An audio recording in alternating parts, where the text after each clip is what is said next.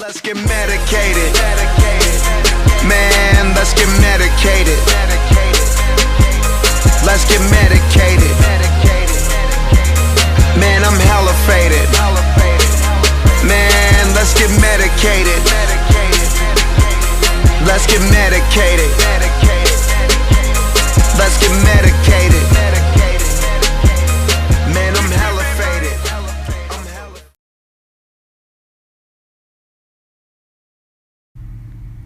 Unfortunately, the history of cannabis has a lot of propaganda, lobbying, racism, and misguided information that has influenced why cannabis became illegal. In 1930, a new division in the Treasury Department was established. The Federal Bureau of Narcotics was born, and a man named Harry J. Anslinger was named director of the division. This marked the beginning of cannabis prohibition as we know it. With the help of yellow journalism, racist statements, and propaganda such as Reefer Madness, the Marijuana Tax Act of 1937 was created, just 4 years after the first failed prohibition, which was the prohibition of alcohol from 1920 to 1933. America was to enter another one, which we are still witnessing 70 years later. Once Richard Nixon declared the war on drugs in 1971, that is when cannabis prohibition worsened and has created many negative consequences within the nation and around the world ever since. What is your stance on the legalization of marijuana in Connecticut? I think that marijuana should be legalized in Connecticut because it's been proven to have many medicinal purposes, and I think it would also help the youth who are overusing it right now. I think it's a shifting stance for me. I used to always be against legalization, but I'm sort of being persuaded the other way a little bit. Is there a reason?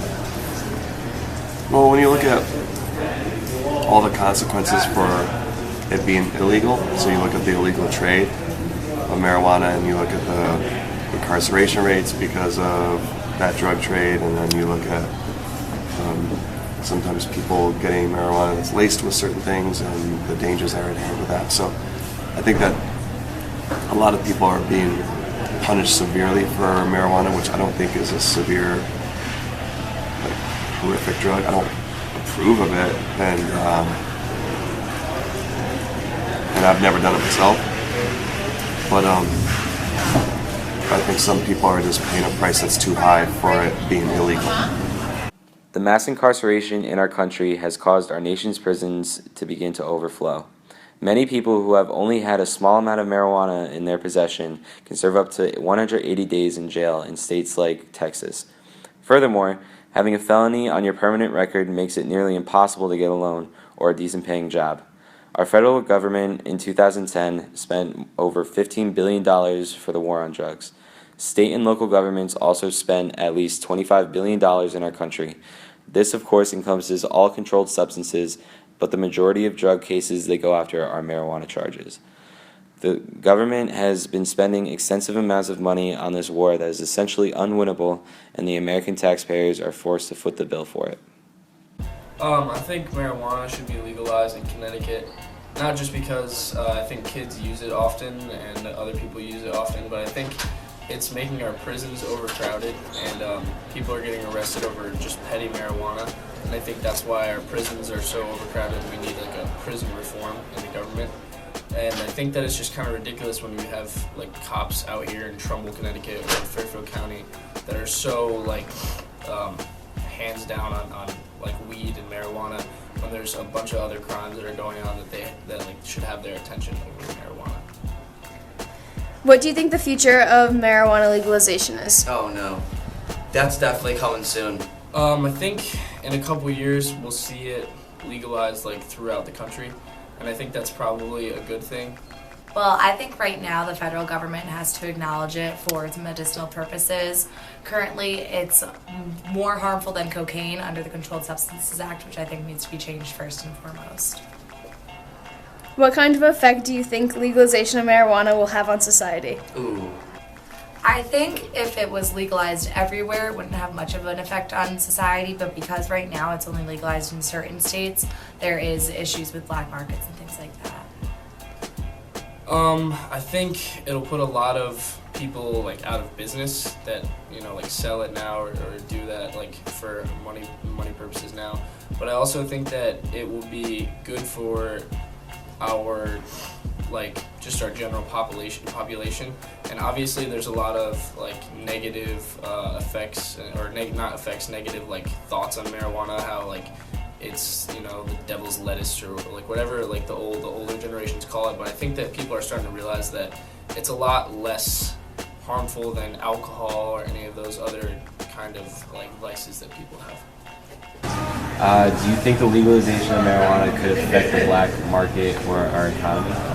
Well, so that's the thing. So if you take marijuana and you make it legal, then it takes the power out of the drug dealers' hands. It takes the power out of the drug industry's hands. If you think of the drug lords who are making millions and millions of dollars every single year on the drug trade.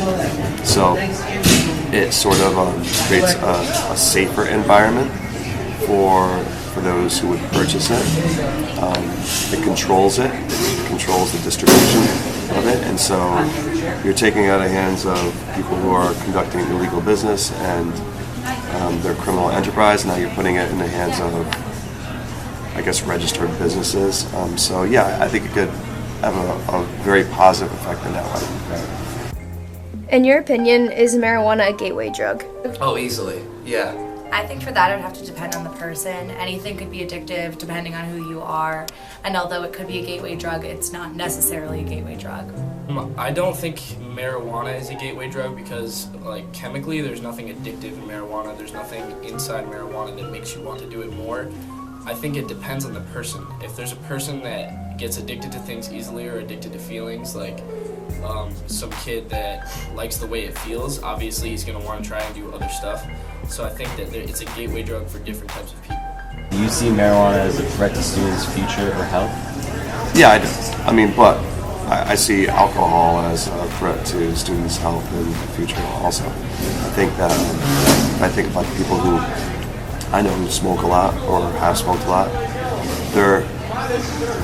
I can't really think of one overly productive person, but those are people who I know smoke a lot. I don't know people who smoke in moderation. I'm sure that people who smoke in moderation, just like people who drink in moderation, handle themselves appropriately and are productive members of society. But the ones that automatically stand out in my head are the ones who just take it and just run with it, So I think that, you do that with alcohol, you do that with marijuana, then you're not going to be productive. And yeah, I think it has adverse effects. Do you see marijuana at Trimble High School? Oh my God, I saw it this morning. I do. Do you think this is a problem? I wouldn't say that. I mean, technically yes, because it's illegal, but I wouldn't say it has a harmful effect on the students that I know who use it. Yes, I do see marijuana. Do you think this is a problem? Honestly, no, I don't think it's a problem.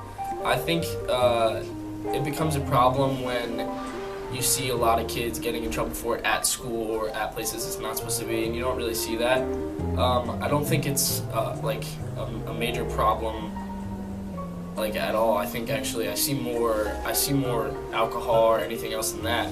And also you see other like hard drugs. You've heard some like heroin cases in Trumbull and stuff like that, and I think that just shows you that nothing really bad has come from marijuana in Trumbull or anywhere that I've heard it, except for just little arrests like that from people that, I mean, they probably shouldn't have been arrested for. Because I mean, in other states now it's like you can have like an ounce on you or something like that, and I don't think that's not going to kill anyone. And they're probably not selling it or not doing anything. So I just think that I'm all for it, and I think that it probably should be legalized. As a veteran, have you ever heard of any stories or personal experiences of medical marijuana treated PTSD? I've heard of it, yeah. I mean, I've heard of it being used to treat a variety of different things. So again, I think like if you're using it in moderation for medical reasons, it has great effects, supposedly. But I could see someone using marijuana then as a crutch too. I think that's with any kind of medication. Like you use it as a crutch where you don't have to address the problems yourself, and maybe there are coping mechanisms that you can learn for yourself that empower yourself, and instead you're turning to this, do it for you. So while it's good, I think that ultimately there has to be a balance between how much you use and how much you're willing to sort of face yourself. Right? Do you think legal marijuana would be a good replacement for the tax dollars and revenue that we lost from like GP moving out of the state? I don't like the idea of let's legalize so we can make money off of it with tax dollars. You know, like we'll tax cigarettes to such an insane degree that we'll make money there. We'll tax alcohol. I mean, that to me is. I don't even want to consider that. Like that shouldn't even be on the table as a consideration. Right. You know, because if you're going to heavily tax something because you know it's bad, then why are you making it legal anyway? Right. You know, and that's what they're doing. They know cigarettes are bad, so we'll just tax the hell out of cigarettes. Well, if you know it's really that bad, then don't have it legal. You know, so yeah. I mean, listen. I think that taxes should be fair. I don't think you should tax something more because you think it's dangerous. If it's that dangerous, get it off the market. I'm not sure if you know, but everybody has the ability to get their hands on pot right now, whether it's legal or not. I just feel like if you legalize this particular drug, it could cut out certain things in the criminal justice system, as far as the overcrowding of prisons, as far as putting this on our criminal record to prevent us from getting loans, prevent us from getting homes. Just the whole thing around recreational weed is not making any sense to me. If you want to qualify for a home, then why don't you just not smoke pot? Why don't you just not get arrested? We're in a deficit right now. We got to try to find ways on getting out. So I figure if we got half of the states legalizing pot, if the rest of the community legalizes pot, that frees up taxpayers' money. That allows us to do something with this extra funds as far as fixing everything from a pothole in the street to a stadium. So I'm down with it. We would introduce a bill in regards to the legalization of marijuana in Connecticut that allows private possession by persons 21 years of age or older of up to 1 ounce is no penalty. Private cultivation of up to 6 marijuana plants with no more than 3 being mature is no penalty. Transfer of 1 ounce or less for no funds is no penalty. There will be at least 3 types of state taxes on recreational marijuana. The standard is $2.9 % sales tax, a 10% special marijuana sales tax, and a 15% excise tax on wholesale marijuana transfers. There will be a school funding 15% excise tax on wholesale marijuana. Legal marijuana was a $700 million industry in Colorado last year, according to a Washington Post analysis of recently received tax data from the state's Department of Revenue. In 2014, Colorado retailers sold $386 million of medical marijuana and $313 million of purely recreational purposes. The two segments of the market generated $63 million in tax revenue, with an additional $13 million collected in licenses and fees.